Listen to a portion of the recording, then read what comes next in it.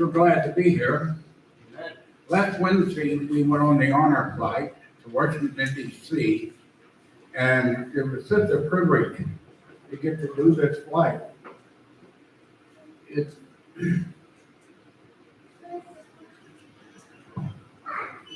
It was time when we arrived in Washington, D.C., got in the airport, and you wouldn't believe the people that was there to greet us and to thank us for our service.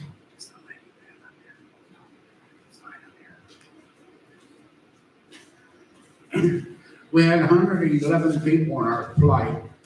We had one World War II veteran, 96 years old. And we had 11 Korean War veterans. And the rest were all Vietnam veterans. And we went to, first place we went was the Air Force Memorial. See that, and you look off in the background from over the field, you can see the Pentagon from there. And the Air Force Solid Drill Team performed for us. It was just a wonderful time there. We went from there, we went to the World War II Memorial, was there, went to Korean War Memorial, we're on the Washington Mall. And it was just really exciting to see these memorials and what they're dedicated to. And we see the Vietnam Memorial. And one stop we made that really kind of tore me up was the Vietnam Memorial Wall. I've seen so many names on there. The guy that was with, we was together while we was in Vietnam. They didn't make it home.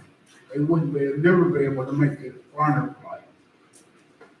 But it was such an honor.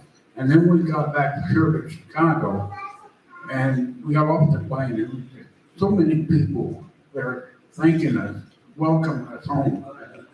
I'd say it was the first time that I really felt I had a welcome home.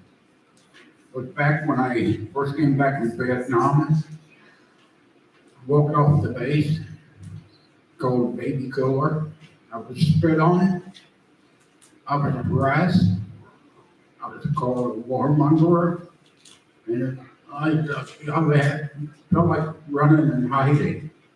I didn't want to even talk to people or see nobody. But after Wednesday, I feel like I've been welcome home now.